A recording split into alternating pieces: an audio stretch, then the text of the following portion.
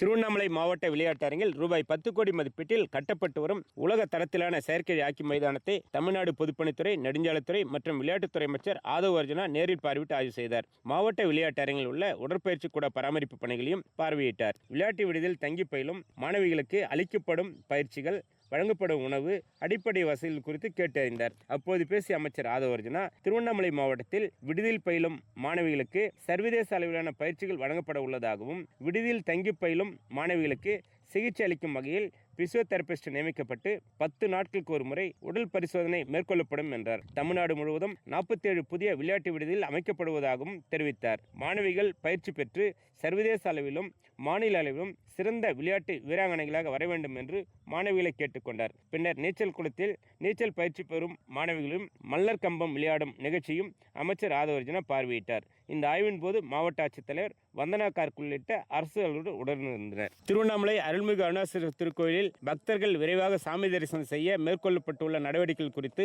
மாவட்ட ஆட்சித்தலைவர் வந்தனா கார்க் நேரில் பார்வையிட்டு ஆய்வு செய்தார். திருவண்ணாமலை அருள்மிகு அருணாச்சலேஸ்வரர் திருக்கோயிலுக்கு வரும் பக்தர்கள் வருகை நாளுக்கு நாள் அதிகரித்து கூட்ட நெரிசல் ஏற்படுவதை தவிர்க்க பக்தர்கள் எளிய முறையில் சாமி தரிசனம் செய்ய மாவட்ட நிர்வாகம், இந்து அறநிலையத்துறை சார்பில் பல்வேறு நடவடிக்கைகள் மேற்கொள்ளப்பட்டு வருகிறது. அந்த வகையில் பக்தர்கள் அமைதியான முறையில் சாமி தரிசனம் செய்ய கியூ லைன் வசதி அமைக்கப்பட்டுள்ளது. மாற்றுத்திறனாளர்கள், மூத்த குடிமக்கள், கர்ப்பிணி பெண்கள், கைக்குழந்தையுடன் வரும் தாய்மார்கள் ஆகியோர் சிரமமின்றி சாமி தரிசனம் செய்ய தனி வரிசை அமைக்கப்பட்டுள்ளது. இப்பணிகளை மாவட்ட ஆட்சித்தலைவர் வந்தனா கார்க் நேரில் பார்வையிட்டு ஆய்வு செய்தார். திருக்கோயிலுக்குள் கோடை வெப்பத்திலிருந்து பக்தர்களை பாதுகாக்க தேவையான இடங்களில் நிழற்பந்தல் மற்றும் தரை விரிப்புகள் அமைக்கப்படுவதையும் வந்தனா கார்க் நேரில் பார்வையிட்டு ஆய்வு செய்தார். இந்த ஆய்வின் போது மாவட்ட வருவாய் அலுவலர் ராமபிரதீபன், திருக்கோயில் இணை ஆணையர் பரணிதரன் ஆகியோர் உடனிருந்தனர். தமிழ்நாடு முழுவதும் பழங்குடியின மக்களின் பிரச்சனைகளை தீர்வு காண ஆய்வு செய்யப்பட்டு பழங்குடியின மக்களுக்கு கல்வி, வேலைவாய்ப்பு உருவாக்க வகையில் தமிழக அரசின் 5 ஆண்டு கால தொலைநோக்கு திட்டமாக செயல்படுத்தப்பட உள்ளதாக சமூக நீதித்துறை அமைச்சர் வன்னியரசு தெரிவித்துள்ளார். திருவண்ணாமலை மாவட்டம்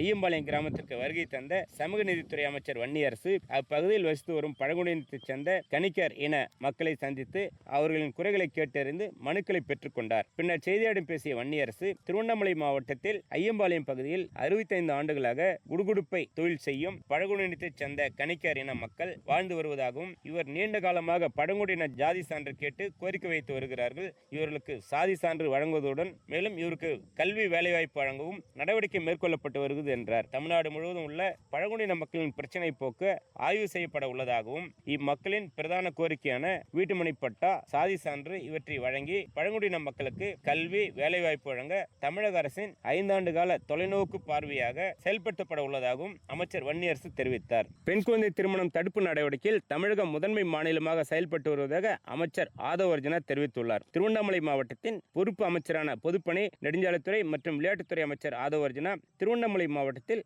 அனைத்து துறை அலுவலருடன் ஆய்வு செய்தார். அதன் பின்னர் திருவண்ணாமலை நகராட்சி சமுத்திரம் பகுதியில் இலங்கை தமிழருக்காக கட்டப்பட்டுள்ள அடுக்குமாடி குடியிருப்புகளை பார்வையிட்டார். பின்னர் கிரிவலப்பாதையில் உள்ள இலங்கை தமிழர் முகாமுக்கு சென்ற அமைச்சர் அங்கு வசிக்கும் மக்களோடு சந்தித்து குறைகளை கேட்டறிந்தார். பின்னர் செய்தியாளர்களிடம் பேசிய அமைச்சர், தமிழக முதலமைச்சரின் வழிகாட்டுதலின்படி ஆய்வுக் கூட்டங்கள் மாவட்டங்கள் தோறும் நடைபெற்று வருவதாகவும், திருவண்ணாமலை அண்ணாமலையார் கோயிலுக்கு பௌர்ணமி தினங்களில் 5 லட்சம் முதல் 10 லட்சம் வரை பக்தர்கள் வருவதாகவும், தீப திருவிழாவின் போது 25 லட்சத்துக்கு அதிகமான பக்தர்கள் வருகை தருவதாகவும், வரும் நாட்களில் அதிக அளவில் பக்தர்கள் வருகை தருவார்கள் என்பதால் 12 அரசு துறைகளை ஒருங்கிணைத்து விரிவான திட்டம் தயாரிக்கப்படுவதாகவும் கூறினார்.